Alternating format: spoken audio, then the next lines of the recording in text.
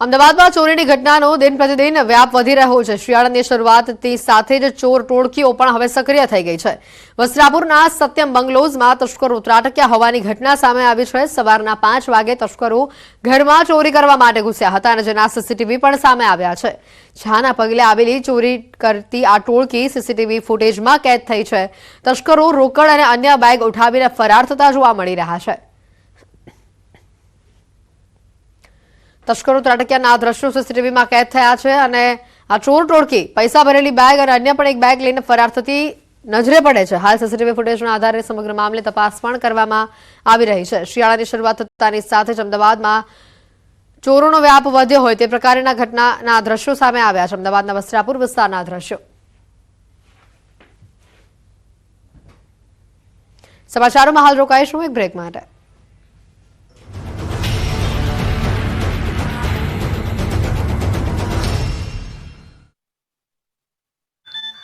રાજ્યભરમાં તંત્ર દ્વારા દબાણ હટાવો અભિયાન ચાલુ કરાયું છે, જે અંતર્ગત આણંદમાં પણ દાદાનું બુલડોઝર ચાલી રહ્યું છે।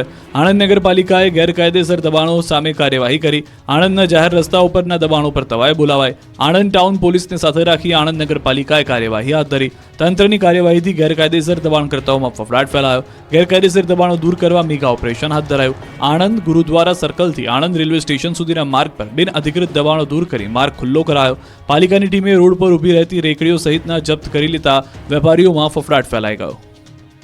મહાઠગ ભૂપેન્દ્ર ઝાલાની માયાજાળને લઈને દરરોજ નવા ખુલાસા થઈ રહ્યા છે। ભૂપેન્દ્ર ઝાલાની ઠગ ટોળકીમાં હવે મહિલાઓ પણ સામેલ હોવાનો ઘટસ્ફોટ થયો છે। બીઝેડ ગ્રુપની એજન્ટ આરતી ચંપકલાલ જયસ્વાલ હોવાનું સામે આવ્યું છે। આરતીએ છેલ્લા 2 વર્ષથી લોકો પાસે કરોડોનું રૂપિયાનું રોકાણ કરાવ્યું હોવાનો આક્ષેપ છે। બીઝેડ તરફથી મર્સિડીઝ જેવી કાર મળતી હોવાનો ગ્રાહકોને આકર્ષવા ખેલ થતો હતો। એટલું જ નહીં, રોકાણકારોને રૂપિયાથી એક ભવ્ય શોરૂમ પણ બનાવાયો હતો અને તેના ઉદ્ઘાટન વખતનો વિડીયો પણ સામે આવ્યો છે। તો અરવલ્લીના બાયડમાં બીઝેડ ગ્રુપની ઓફિસમાં તાળા લાગી ગયા છે। સીઆઈડી ક્રાઇમના બરોડા બાદ 7 દિવસથી ઓફિસ બંધ છે। છેલ્લા 7 દિવસથી ઓફિસને તાળા મારી એજન્ટો ફરાર થઈ ગયા છે। બીઝેડનો કૌભાંડી ભૂપેન્દ્રસિંહ ચૌ તરફથી ઘેરાઈ જતા હવે ભૂપેન્દ્રને બચાવવા માટે પંટરિયાઓ મેદાને આવી ગયા છે। ભૂપેન્દ્રને બચાવવા ખોટા મેસેજ વાયરલ કર્યા। રોકાણકારોને મેસેજ કરી પૈસા ક્યાંય નહીં ડૂબે તેવો ખોટો ભરોસો આપવામાં આવી રહ્યો છે। એટલું જ નહીં, બીઝેડ ગ્રુપની સાથે રહેવાનો પણ ઉલ્લેખ કરાયો। આ તરફ બાયડના ધારાસભ્ય ધવલસિંહ ઝાલા અને ભૂપેન્દ્રસિંહ ઝાલાનું જુગલબંધીનો વધુ એક વિડીયો સામે આવ્યો। ડાયરાના કાર્યક્રમમાં ભૂપેન્દ્રસિંહ અને ધવલસિંહ ઝાલા સાથે રૂપિયા ઉડાડતા દેખાઈ રહ્યા છે। હાથમાં નોટોના બંડલ સાથે કલાકારો પર રૂપિયાનો વરસાદ કરી રહ્યા છે। એટલું જ નહીં, ભૂપેન્દ્ર ધવલસિંહને પાઘડી પહેરાવતા હોવાનું પણ સામે આવ્યું છે। આ કાર્યક્રમમાં માલપુરનો આરોપી એજન્ટ મયુર દરજી પણ ધારાસભ્યની સાથે દેખાયો। બીજી તરફ બીઝેડ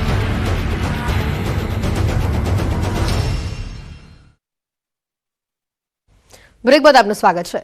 ડોક્ટરની બેદરકારીથી પ્રસૂતાનું મોત થયું હોવાનો આરોપ પરિવાર લગાવી રહ્યો છે। સુરતની કામરેજ હોસ્પિટલની આ ઘટના છે। પરિવારજનોએ ગંભીર આરોપ લગાવ્યા છે।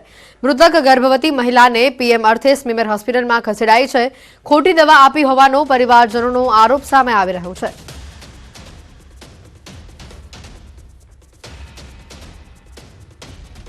સુરત જિલ્લાના કામરેજ ખાતે કામરેજ હોસ્પિટલ આવી છે, જ્યાં પ્રસૂતાનું મોત થયું છે ડૉક્ટરની બેદરકારીના કારણે। દ્રશ્યમાં જોઈ શકો છો કે પરિવાર સ્વીમેર હોસ્પિટલ ખાતે આવ્યું હતું અને દ્રશ્યની અંદર જોઈ શકો છો કામરેજ હોસ્પિટલના પ્રસૂતિ ગૃહના ડૉક્ટર અજય ગોયાણીની બેદરકારીથી પ્રસૂતાનું મોત થયું છે। પરિવાર સાથે વાતો કરવાનો પ્રયાસ કરશું। જે તમારું નામ, કઈ રીતની બેદરકારી છે ડૉક્ટરની, શું કહેશો? મારું નામ રક્ષાબેન નરેશભાઈ સિરોયા। અમે પેશન્ટને લઈને ગયા હતા ડિલિવરીની હિસાબે, તો એને તાવની પ્રોબ્લેમના હિસાબે તાવની અવળી દવા આપવાના કારણે, એની બેદરકારીના કારણે આ બનાવ બની ગયો। રિપોર્ટ આવ્યા તો પછી એટલે એ બેદરકારી એની એટલી એને નહોતી ખબર તાવની ટ્રીટમેન્ટ, તો અમે પહેલે દિવસે ગયા તે દિવસે જ અમને સ્પેશિયલ તાવના ડૉક્ટર પાસે મોકલવા જોઈને એમ ગર્ભવતી મહિલાને। અને 5મા મહિને અમે રિપોર્ટ કરાવ્યો છે ખોટખાપણ, બાળકના ખોટખાપણનો, તો એ ખોટખાપણનો રિપોર્ટ આવી ગયો છે। તો અમને એ લોકોએ એમ કીધું કે આ રિપોર્ટ નોર્મલ છે, બાળકના ધબકારા સરસ છે, લોહીના ટકાવારી સારી છે। તો એ લોહીના ટકાવારી 9.5% લોહીના ટકાવારી છે। અહીંયા સ્મીમેરમાં આવ્યા ત્યારે અમને 108માં એવું બોલવામાં આવ્યું છે કે બાળકના ધબકારા ઓછા છે અને લોહીના ટકાવારી ઓછી છે। તો અમને ડૉક્ટરોએ જાણ નથી કરી, અજય ગોયાણીએ અમને જાણ કરી નથી।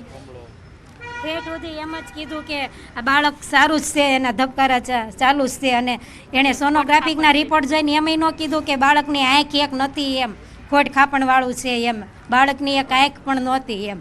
ચોક્કસ પ્રમાણે જોઈ શકાય છે કે ડૉક્ટરની બેદરકારીના કારણે મોત થયું હોવાનો પરિવારજનો આક્ષેપ કર્યા છે. સત્ય ઘટના ત્યારે પ્રકાશમાં આવશે કે જ્યારે આજે ડેડ બોડીનું પીએમ કર્યા બાદ એનો રિપોર્ટ આવશે, ત્યારબાદ જ સાચી હકીકત શું છે એ ખબર પડશે. કેમેરામેન ભરત બ્રહ્મભટ્ટ સાથે કેતન પટેલ, ન્યૂઝ 18 ગુજરાતી, સુરત. ગીર સોમનાથથી સમાચાર આવી રહ્યા છે. કોડીનારના કરેડા ગામે રાહદારી પર રોલર ફરી વળ્યું. કરેડા ગામે મનરેગાના રોડના કામ માટે આવેલું એક રોલર ચાલક ફરી વળ્યું હોવાના આ દ્રશ્યો સામે આવ્યા છે. રોલરની પાછળ બેટરીના છેડા આપવા જતા રોલર રિવર્સ ગિયરમાં હોવાના કારણે ચાલક પર આ રોલર ફરી વળ્યું. દિવાલમાં ટકરાયા બાદ બીજી વખત તે ફરી વળ્યું. રોલર ચાલકનું ઘટના સ્થળે જ મોત થયું હોવાની માહિતી છે. કોડીનાર હોસ્પિટલમાં પીએમ માટે તેને ખસેડાયું છે. ઘટનાના સીસીટીવી પણ સામે આવ્યા છે. વધુ માહિતી મેળવીશું. સંવાદદાતા દિનેશ ફોનલાઈન ઉપર જોડાઈ ચૂક્યા છે. દિનેશ, જે રીતે આ રોલર ફરી વળ્યું હોવાની વિગતો આવી છે, આખી ઘટના શું બની હતી અને ત્યાં હાજર અન્ય કોઈ લોકોનું આ બાબતે શું કહેવું છે? જી બિલકુલ, ઘટના છે તે કોડીનાર તાલુકાના ગેરેડા ગામની છે કે જ્યાં આગળ મનરેગાનું કામ છે તે ચાલુ હતું ને તે કામમાં જ આ રોલર છે તેમનો ઉપયોગ કરવામાં આવી રહ્યો હતો. જોકે આજની જ આ ઘટના છે કે જેમાં રોલર ચાલક છે તે પોતે બેટરીના છેડા દ્વારા આ રોલર છે તેમને ચાલુ કરવા જતા અચાનક જ રિવર્સ ગોશ હોવાના કારણે આ રોલર છે તે પાછળના ભાગમાં ગયું હતું ને પાછળના ભાગમાં દિવાલમાં ટકરાયા બાદ ત્યાં હાજર જે એક વ્યક્તિ હતો તેમના ઉપર આ રોલર છે તે ફરી વળ્યું છે. જોકે આ રોલર ફરી વળતા જે ત્યાં હાજર વ્યક્તિ છે તેમનું ઘટના સ્થળે જ મોત નીપજ્યું હતું. તો સાથે સાથે આ રોલર છે તેમને અન્ય વાહનોના સહારે માંડ રોકવામાં આવ્યું હતું. આભાર દિનેશ, માહિતી બદલ. ભાવનગરની સમરસ હોસ્ટેલ વિવાદમાં આવે છે. ભોજનમાં જોવા મળી છે જીવાત. દાળમાં મકોડા જોવા મળતા હોબાળો થયો. સમરસ બોયઝ હોસ્ટેલમાં આ ઘટના સામે આવી છે. દાળમાં મકોડા જોવા મળતા વિદ્યાર્થીઓએ હોબાળો કર્યો હતો. સમરસ બોયઝ હોસ્ટેલની આ ઘટના છે. ભાવનગરની સમરસ હોસ્ટેલ ફરી એક વખત વિવાદમાં આવી છે.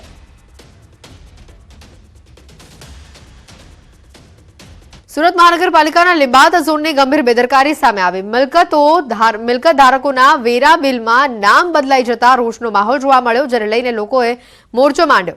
લીંબાદ ઝોન વિસ્તારમાં આવેલા ભાઠેના ખાતેના 126 મિલકતદારોના વેરામાં નામ બદલાઈ ગયા અને જેથી લોકોએ ઝોન ઓફિસની બહાર વિરોધ દર્શાવી તાત્કાલિક નામ બદલી કરવાની માંગ કરી છે.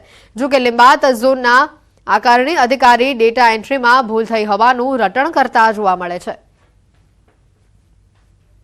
મારી પાસે કોઈ મોરચો આવેલો નથી અને આપણે અત્યારે વાત થઈ કે રેલ રાત કોલોનીમાં કોઈ નામ ઉપર ચડી ગયું છે. એ રિવિઝન વખતે ડેટા એન્ટ્રીમાં ભૂલથી ચડેલું છે અને એનામાં સ્ટાફને સૂચના આપવામાં આવેલી છે. એ જે ભૂલ થઈ છે એનોમાં રિપોર્ટ કરીને આઈએસડી મારફતે એ મુજબ ફરીથી ભૂલ થયેલી એ સુધારવા માટે લોક ઓપન કરીને સૂચના આપવામાં આવેલી છે. સુરત મહાનગરપાલિકાના લિંબાયત ઝોનની બેદરકારી છતી થવા પામી છે. દ્રશ્યમાં જોઈ શકો છો કે લિંબાયત ઝોનના રહીશો જે છે એઓને જે ગત વર્ષે વેરા બિલ પોતાના નામ ઉપર આવ્યા હતા, પરંતુ હાલ જે 2024-25નો જે વેરા બિલ જે આવ્યું છે એ વેરા બિલની અંદર હિન્દુના જે નામો હતા એની જગ્યા પર મુસ્લિમ લોકોના નામો અહીં જોવા મળી રહ્યા છે. જે અંતર્ગત આજે લિંબાયત ઝોનના જે રહીશો છે એવો હાલ લિંબાયત સાઉથ ઈસ્ટ ઝોન મહાનગરપાલિકાની કચેરી ખાતે મોરચો માંડ્યો છે. આપણી સાથે સ્થાનિકો છે, એની સાથે વાતો કરીશું. એ શું છે કે આ નામ બદલાઈને ચેન્જ થઈને કેવી રીતે આવી જાય છે? એ આ હિન્દુ મુસ્લિમનો અમારો કોઈ ઇસ્યુ નથી આમાં, પણ ફક્ત અમારું જે નામ વર્ષોથી આવતા હતા જે મકાનો પર એ જ નામ આવવા જોઈએ હતા, પણ આ 2-3 વર્ષ પહેલાં પણ નામમાં ચેન્જિંગ થઈ હતી અને આ એ અરજી કરવા અને દોડધામ કરતા એ તો થઈ ગયું હતું સારું, પણ આ ફરી પાછું એ જ રામાયણ છે ને ફરી પાછું એવી રીતે નામ ચેન્જ થઈ ગયું છે આમાં. પણ આવી ભૂલ થવી જ નહીં જોઈએ ને. આ એકના લીધે કેટલા જણે હેરાન પરેશાન થવું પડે છે. એ લોકોનું કેમ તરત નામ ચડી જાય ને અમારા જેવાનું કામ તરત થતું જ નથી. અમારી મિલકત તબદીલી કરીને નામ ચલાવવાનું હોય છે ત્યારે ધર્મના ધક્કા ખાવા પડે છે. તો આ એક લિંબાયત ઝોનની બેદરકારીનો ઉત્તમ નમૂનો પણ જોઈ શકાય છે કે જે રહીશો હતા એના ગત વર્ષે જે બિલોમાં નામ હતા એની જગ્યાએ 2024-25ના વેરા બિલ માંગણીની અંદર નામો પણ બદલાઈ જવા પામ્યા છે. જે અંતર્ગત સ્થાનિકોમાં ભારોભાર રોષ વહીવટીતંત્ર વિરુદ્ધ જોવા મળી રહ્યો છે. કેમેરામેન ભરત બ્રહ્મભટ્ટ સાથે કેતન પટેલ, ન્યૂઝ 18 ગુજરાતી, લિંબાયત, સુરત. સુરત શહેરના નામે વધુ એક સિદ્ધિ સામે આવે છે। ડાયમંડ કિંગ ગોવિંદભાઈ ધોળકિયાએ પીએમ નરેન્દ્ર મોદીને ભારત દેશના આકારનો ડાયમંડ ગિફ્ટ કર્યો છે। રત્ન કલાકારની કુશળતા અને સખત મહેનતથી ભારતના નકશાની આઉટલાઇન શેપનો ડાયમંડ નવ ભારત રત્ન તૈયાર કરવામાં આવ્યો। આ ડાયમંડને ગોવિંદ કાકાએ પીએમ નરેન્દ્ર મોદીને દિલ્હીમાં અર્પણ કર્યો છે। સુરત હીરા બજાર ફરી ધમધમતું કરવા આહવાન પણ કરવામાં આવ્યું।